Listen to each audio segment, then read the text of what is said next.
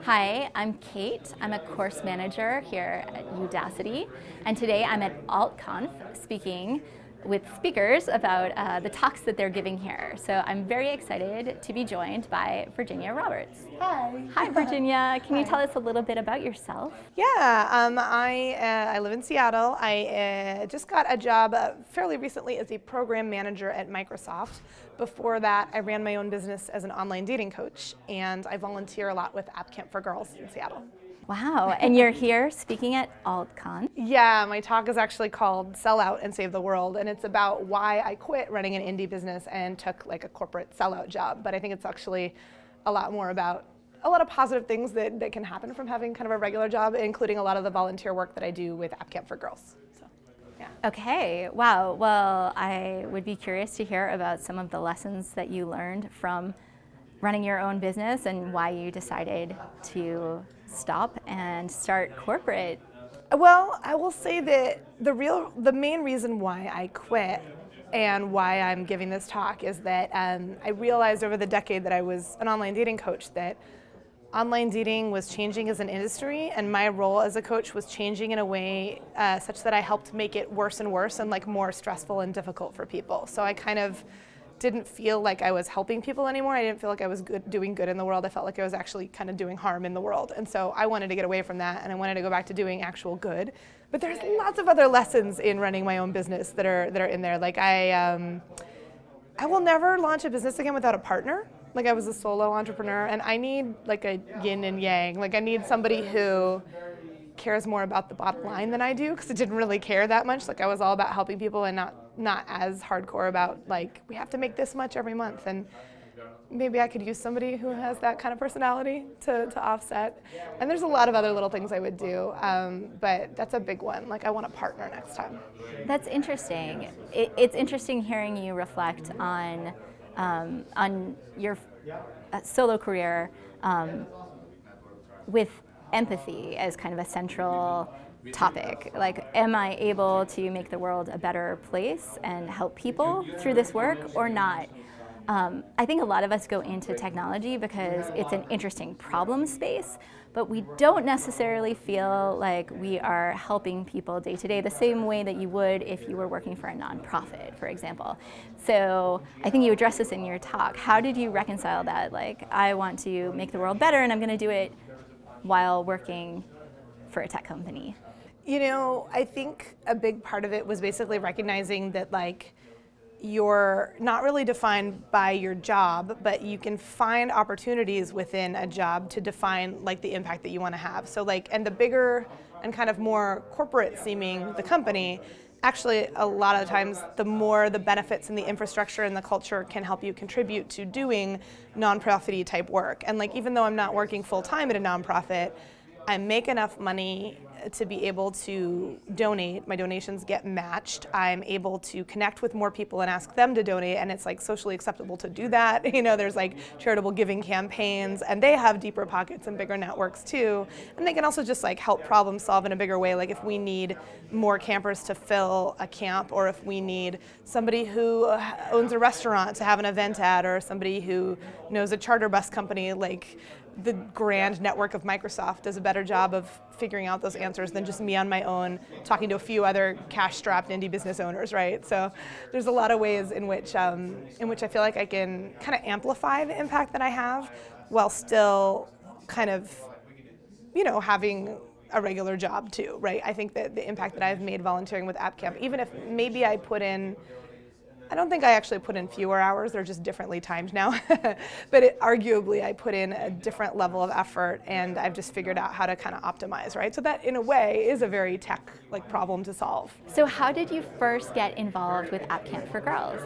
You know, it's kind of funny. If I really backtrack, I actually met the woman who eventually went on to found App Camp, Jean McDonald, because we were both women on app.net, which was like a somewhat short-lived social network that was kind of like the developer-ish alternative to Twitter, and it didn't last, right? Like I don't think it's really a thing anymore, but Jean reached out to me, and she was in Seattle for something anyway, and so we got together and had a drink, and eventually when she started brainstorming, and I think she actually came to WWDC and was in a session where she realized she was only either the only woman or one of the only women, and she was kind of horrified at how bad the gender imbalance was, and so she wanted to try to fix that. She had gone to rock camp in Portland and had an amazing experience learning how to play rock music with other women in Portland for a week, and she was like, we could do a version of this, but from making mobile apps with girls and get them excited about and feeling welcome in STEM careers, at an earlier age. And so that's exactly what she did. She quit her job at Smile Software, like a major Mac developer. She kind of transitioned out of that. She started a nonprofit. The first camps were in Portland, and then they branched out into Seattle. And I've been the MC for every year that Seattle has had a camp. Very cool. And App Camp for Girls did a crowdfunding campaign, yes? They did, and actually we're working on some ongoing donation stuff. We're having a fundraising party tomorrow night after the session that I speak at, which is very exciting.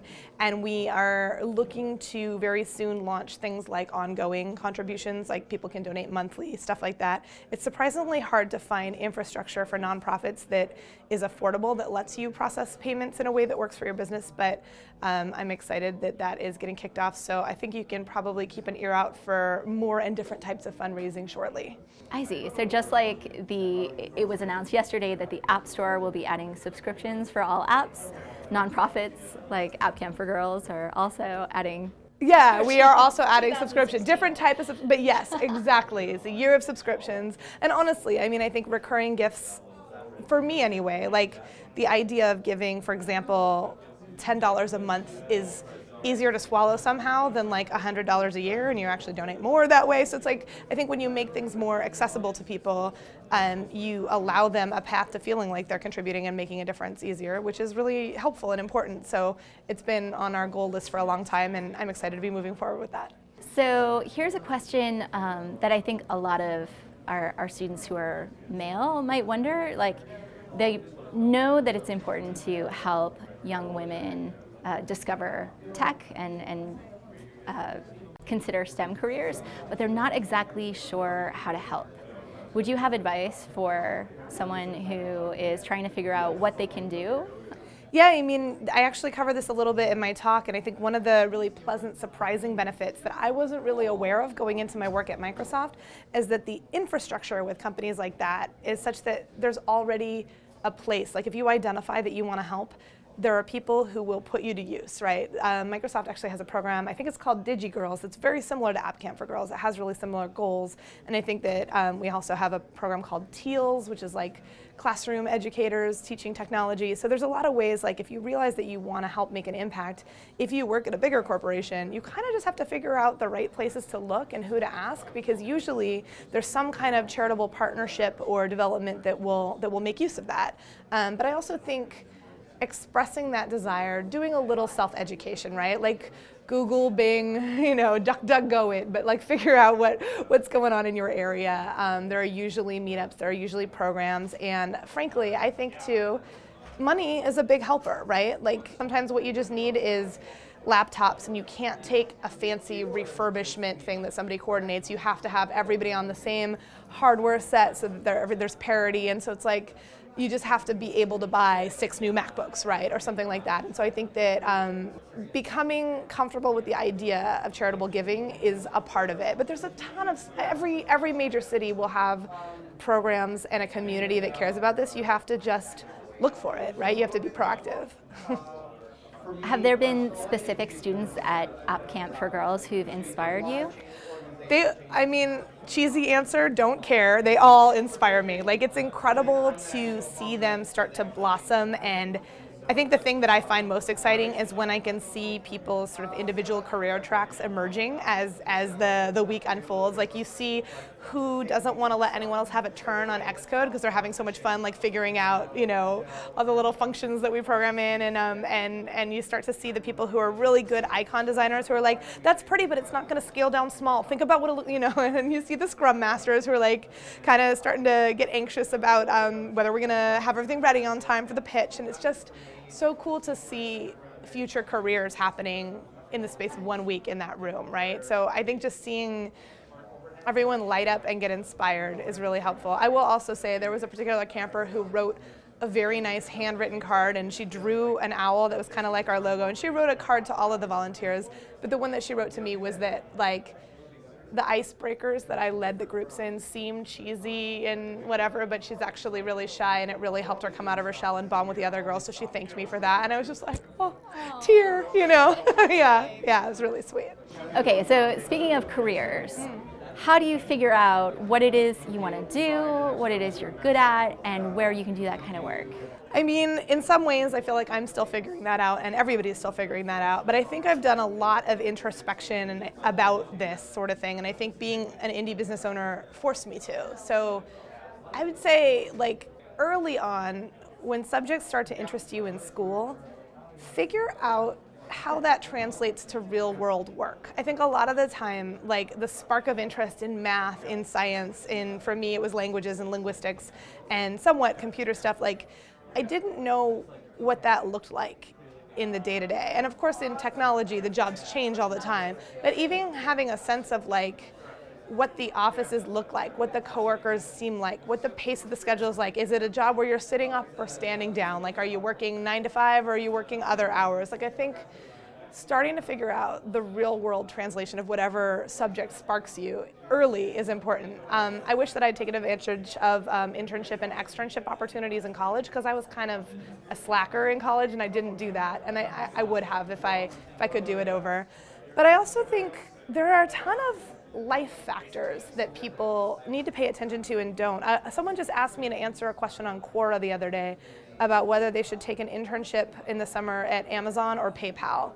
And I said, you know, I'm not a developer. I don't know exactly what professionally in that arena would be good for you. But think about, like, do you prefer living in a red state or a blue state? Like, do you need to be near water? Do you need to be near mountains? Do you like hot weather? Do you mind when it's gray and rainy?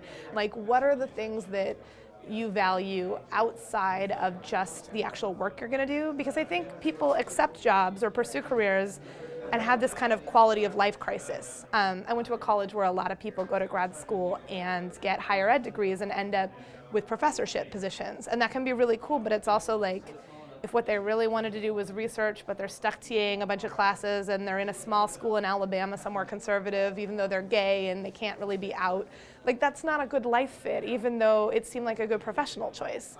So I think considering all of those other things that make you a happy and well-rounded person are just as important as considering the professional. But that's not the message that most people at 17, 18, or 22, you know, just graduating from usual sort of school programs get. And it's not to say you shouldn't think about the actual work. Of course you should, but you can't think about that in a vacuum. Yeah, a lot of our students head down one career path and realize actually they want to be coding, but that's not what they're doing. So they have to make a career change, and that's part of why they take our courses. Do you have advice for people who are changing careers? You know, as you just did, switching from your independent business to working at a company. You know, I'm sure that interviewing for a role that was very different from what you had been doing day to day was a bit nerve-wracking, perhaps? It was, and it wasn't the first interview that I had, right? It was maybe the third or fourth job that I interviewed for that I actually finally found a good fit and was hired. I think the big thing for me is understand what you want out of the change. Make sure that you are not making a change just because you're not sure what to do with your life. Make sure you're making a change because you know that it's a path that you want, particularly if finances are a struggle. Because I think spending a lot of money on a coding camp or a degree when you're not sure that that's the right path is stressful, and then that sets you back even more. But assuming that, you know, most Udacity folks I would think are committed to coding, I'm probably going to be one of those people who at some point later in life takes on some kind of technical education and pivots into an even more technical career. Every year at App Camp, I'm jealous of the campers learning more coding than I can, but I've learned that I kind of can't shadow them as much as I want to as an MC because I have other work that I need to do in order to do my job well. So I can see myself doing a career change later in life. I think the big thing is, like, figure out when it fits in. Look for the opportunities. Like, I see so many interesting scholarships and I see programs that are geared towards this. And, you know, I think that if you look for their success rates, their placement rates, and you look for a place that feels good and has the network that are the kind of people that you could see referring, like you just have to block out that time and do it, right? Like, you just have to kind of bite the bullet and commit at some point and say, I'm going to spend these $3,000 or these 3 months or whatever it is and really do this thing. I think it can be hard to force life transitions, but look to the network that whatever program you're doing can then provide, because that's such a huge benefit of it. And I think that that's another thing, that I didn't quite do in college. Like, I went to college on the East Coast, but I knew I probably wanted to live in Seattle, where I grew up, and all the connections were not there. So, like, go to a code camp with connections that are going to be relevant for the professional life that you then want to have. So a lot of our students are, they're not straight out of school, they're changing careers. It's kind of a scary thing, interviewing for a position that's different from the kind of position that you've been holding. And I know you just went through this, so do you have any advice for people who are making a career change? Yeah, I think there's a couple takeaways that I would say. Like, number one, you just have to do it, right? Like, you just have to commit. I think make sure that the program that you're going into is in the community and has the kind of connections that you would want professionally, like geographically and just like people-wise. Make sure you're spending that kind of time and energy career changing in a direction that will be the right fit for you professionally. But I also think a big part of it when you're actually interviewing and kind of selling yourself is that you have to figure out how to frame your old experience as relevant for the new experiences that you're going to have. So when I got this job at Microsoft, it was largely talking about, yes, the successful business that I'd run, but like mostly my customer focus in that business, and talking about App Camp and all the leadership that I did there. And that wasn't a way that I would have thought to position myself to get a new job, but it worked, right? And it was really successful. So you kind of have to figure out how to sing the praises and the benefits of what you bring to the table, regardless of what your prior path was. Fantastic advice. So would you have any advice for young girls who are just starting to think about coding? Yeah, I would say find groups and meetups and communities. Particularly consider finding groups that are focused on girls and women and minorities in tech, even if it doesn't feel like you need to do that. I think that you'll be surprised what a different environment it is from a more sort of mixed classroom. I think that you might feel more empowered and you might find different perspectives. And those communities are really, really good and dogged at helping people succeed. And so you're going to find a lot of sort of level up, right, opportunities in your career if you pursue those kind of communities. So get involved, like find them meetups, make your parents drive you to them, do whatever it takes, but like find the people. Yeah. Fantastic advice. Well, thank you so much for talking to us, Virginia. Thank you, Kate. Really appreciate it.